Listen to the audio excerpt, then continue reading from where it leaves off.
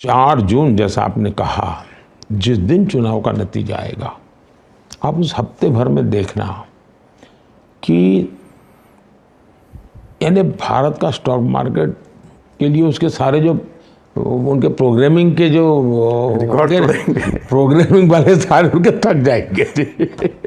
नरेंद्र मोदी की जो हुकूमत है, इतनी मजबूत पॉलिटिकल स्टेबिलिटी है कि इंडिया की जो स्टॉक मार्केट है वो 5 ट्रिलियन के लैंडमार्क पे पहुंच गई है। ताड़ साहब, अब आप इससे अंदाजा कर लें, जरा फर्क जान लें आप कि क्या है। अच्छा देखिए, वैसे अगर हम ये बात करें ना, वही जो बात करते हैं कि कंपैरिजन करने वाली कोई बात नहीं है। मुझे अच्छा लगे ना लगे, आपको लगे ना लगे, कि थप्पड़ है हमारे गांठों के अड़े अड़े मुंह 3-3 मरले दे, ये थप्पड़ है।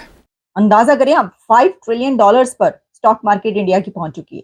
लेकिन प्रॉब्लम यह है कि अब वो बिलियंस में भी बात नहीं करते। पहले हम हैरान रह जाते थे, आंखें खुली की खुली रह जाती थी कि भाई बिलियंस में बात करते हैं, बिलियंस डॉलर्स की बात करते हैं, बिलियंस ऑफ डॉलर्स की बात करते हैं। लेकिन अब इंडियंस उससे आगे निकल चुके हैं। अब वो बिलियंस ऑफ डॉलर्स की बात नहीं करते, अब वो ट्रिलियंस ऑफ डॉलर्स की बात करते हैं। अब उनका जो उनकी सुई ट्रिलियंस पर जाकर रुकी है। ये देख लें आप, तो वो देख लें आप, कहीं ट्रेड की बात हो, स्टॉक मार्केट की बात हो, कुछ भी हो, तो वो ट्रिलियंस डॉलर्स के जो है वो बात करते हैं, बिलियंस डॉलर्स में बात। तो हम तो मिलियंस डॉलर्स के लिए आईएमएफ के सामने खड़े होते हैं, आप जानते हैं। जो स्टॉक मार्केट है उसमें इतनी स्टेबिलिटी है, इट मींस कि मैक्रो इकोनॉमिक स्टेबिलिटी भी इंडिया के अंदर मौजूद है, पॉलिटिकल स्टेबिलिटी भी मौजूद है। और इससे यह भी अंदाजा हो रहा है कि नरेंद्र मोदी इलेक्शंस भी जीत रहे हैं, क्योंकि अगर अनसर्टन सिचुएशन हो तो मार्केट्स फ्लक्चुएट करती हैं। ताड़ साहब, कैसे देखते हैं इस फाइनेंशियल सिचुएशन को? मोदी साहब की सियासत को देखा जाए तो वो उन्होंने एयर टाइट सियासत करते हैं। एयर टाइट से मुराद है कि चांस कहीं से नहीं लेते। और दूसरा जो मैंने बिलखसूस ये देखा है कि जिस तरीके से मोदी साहब का, जब अगर आप पोर्टफोलियो स्टडी करते हैं, जिस तरीके से उनकी डेडिकेशन और उनकी एक जिस तरीके से ही started as a political worker, और फिर और जो मैं बिलखसूस है खासकर बात करता हूं कि मोदी साहब अपने जब लोग सियासतदान जब जीत जाते हैं तो वो एक रिलैक्स मूड में चले जाते हैं, फिर चांसेस लेते हैं, टीम मेंबर्स अपने उनके वजीर जो है उनको खुली छुट्टियां मिल जाती हैं, करप्शन में बात। मोदी साहब अपने इलेक्शन कैंपेन मोड से बाहर ही नहीं आते। अब ये देखिए, अगर रीसेंट इलेक्शन को अगर देखा जाए, इस इलेक्शन मोदी साहब के इंटरनेशनल दौरों से चीज शुरू होती है, फिर चंद्रयान की बातें फिर होती है, फिर उसके बाद सूरज के ऊपर जो चीजें, फिर जिस तरीके से टीम बिल्डिंग प्रोसेस में, और जिस हर एक दुनिया के अंदर जो इश्यूज आते हैं, सोच सोच के कदम उठाए जाते हैं। देखें, उन्होंने 7 अक्टूबर को उन्होंने हमास को कंडेम किया, फिर उसके बाद सिचुएशन चेंज हुई है तो उन्होंने अपना सपोर्ट चेंज करके वो फलस्तीनियों के साथ चले गए। किस तरीके से अभी रिसेंट अगर देखा जाए, इस इलेक्शन से पहले, बल्कि रशिया से तो आवाजें भी आई हैं चीमा साहब कि भारतीय इलेक्शन के अंदर अमेरिका जो है वो मेडलिंग कर रहा है। लेकिन बड़ा सेंसिटिव मैटर था, लेकिन किस खूबसूरती से हैंडल किया गया है। पैनिक नहीं हुए।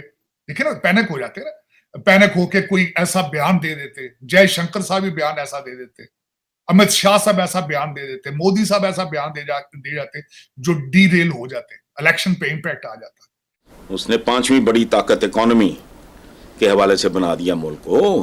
पर कैपिटा इनकम $5,000 से बढ़ के 7,000 हो गई मोदी के दौर में। लेकिन हमारे चर्ब जबान, मुचर्रब चर्बी ज़दा, ये टेड, ये गाटे, पेट पेट पेट मैं इसलिए करता हूं कि मैंने हजरत अली का कहीं एक कॉल पढ़ा था कि जिसका पेट बड़ा हुआ या बदकार है या बीमार है। तो ज़हनी तौर पे बीमार भी होता तो बीमार ही है। अब अंदाजा लगाओ, दुनिया की सबसे बड़ी डेमोक्रेसी का वजीर आज़म, कैरियर क्या है? चाय बेचने वाला। आप उसकी पॉलिसी से, उसके अंदाज से इख्तलाफ करें, इत्तेफाक करें, वो उसको सानवी है। वो अपने लोगों के लिए बेहतरीन कर रहा है। यहाँ ये पे नहीं, इनका कुछ नहीं है। उसे कोई एहसास कमतरी नहीं हुआ होगा नरेंद्र मोदी को जब वो इनके ताम झाम शादी वादी पे ये इन्होंने बुलाया था। फर्क है, यही फर्क है। अजीज दोस्तों, जाहिलों का गोल है पाकिस्तान में, जाहिलों का पूरा टोला है जो पाकिस्तान पे रूल कर रहा है। और इसी तरह रूल करता रहेगा। इसकी मामूली मिसाल ले लें कि दुनिया तो छोड़ें, एशिया की टॉप 100 यूनिवर्सिटीज़ में एक भी पाकिस्तानी यूनिवर्सिटी नहीं है। एशिया की टॉप 100 यूनिवर्सिटीज़ में एक भी पाकिस्तानी यूनिवर्सिटी नहीं है, जबकि पाकिस्तान के मदरसे ने वर्ल्ड रिकॉर्ड बनाया 1 मिलियन हाफिज़ कुरान पैदा करने में। अजीज़ दोस्तों, इसकी वजह यह है कि पाकिस्तान को मुल्लाओं के हवाले कर दिया है और मुल्ला पाकिस्तानी कौम को जाहिल बनाता जा रहा है। तो ये सोच इस माइंडसेट है जी, इस माइंडसेट। और इसमें सबसे बड़ा जो एक वैल्यूएबल चीज है भारत के अंदर इस वक्त, वो उनका नेशनलिज्म। और उस नेशनलिज्म के पीछे वो भी चीज आना चाहिए उनके अंदर, नेशनलिज्म जरूरत थी उसकी। वजह क्या है? आपने कभी देखा कि कितने फॉरेन इन्वेडर्स ने क्या कुछ नहीं किया भारत के अंदर, कितने जुल्म नहीं किए उन्होंने। मेरा मकसद है कि हमारे जो पठान थे उन्होंने तो बारियां बना ली थी ना दिल्ली को लूटने को। दिल्ली तो लूटना वो इस तरह ही था जिस तरह मेरा मकसद है कि वो शॉपिंग सेंटर लूट के उन्होंने जाना। मैं हिस्ट्री जब पढ़ता हूं शर्म से शर्म आती है मुझे। आप 1947 से शुरू हुआ, आप देखें, आपकी इंटेंशंस ही ठीक नहीं थी। आप आज की असेंबली के अंदर आपके कौन लोग बैठे हैं चिमा साहब, मैं बता देता हूं जी। ब्रिटिश एजेंटों के पोते दोते बैठे हैं, पीरों मुरीदों के पोते दोते बैठे हैं।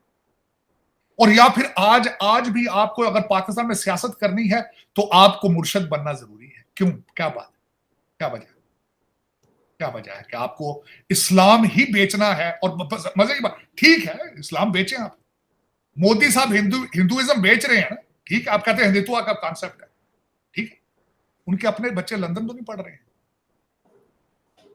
ठीक, मंदिर बना रहे हैं, जा रहे हैं, अपना प्रचार कर रहे हैं वो, लेकिन उनकी औलादें जो हैं वो कनाडा पीआर में तो नहीं बैठी ना। डबल स्टैंडर्ड तो नहीं है। आपका हर बंदा जो इस्लाम यहां बेच रहा है उसके अपने बच्चे लंदन आर्टिफिशियल इंटेलिजेंस पढ़ रहे हैं। पीएम नरेंद्र मोदी के बयान के एक दिन बाद ही इंडियन स्टॉक मार्केट ने पूंजीकरण के मामले में एक और रिकॉर्ड अपने नाम कर लिया। मंगलवार को डे ट्रेड में बीएसई पर लिस्टेड कंपनी की मार्केट कैपिटल पहली बार $5 ट्रिलियन के पार पहुंच गई। 5 लाख करोड़ डॉलर के इस क्लब में अमेरिका, चीन, जापान और हांगकांग पहले से शामिल है और इस आधार में इंडियन मार्केट दुनिया में 5वें स्थान पर है। अगर रुपए में देखें तो market capitalisation record 414 lakh crore रुपए के पार चला गया। पीएम मोदी ने सोमवार को कहा था 4 जून को आने वाले चुनावी नतीजों के बाद शेयर बाजार सारे रिकॉर्ड तोड़ देगा। उनके स्टेटमेंट के बाद मंगलवार को सरकारी कंपनियों का शेयर 15% तक उछल गए और इससे लिस्टेड कंपनियों की मार्केट कैपिटल रिकॉर्ड स्तर पर पहुंच गई। ये तब हुआ है जब विदेशी संस्थागत निवेशक लगातार शेयर बाजार से पैसे निकल रहे हैं। शेयर बाजार में पिछले कुछ महीनों से तेजी का दौर चल रहा है। सिर्फ 6 महीने में ही पूंजी $1 लाख करोड़ बढ़ गई। साल 2024 में ही अब तक बीएसई बेंचमार्क इंडेक्स सेंसेक्स 1713.05 अंक यानी 2.3% तक बढ़ चुका है। इस दौरान 9 अप्रैल को सेंसेक्स ने 75,000 पॉइंट का अब तक का उच्चतम स्तर भी छुआ है।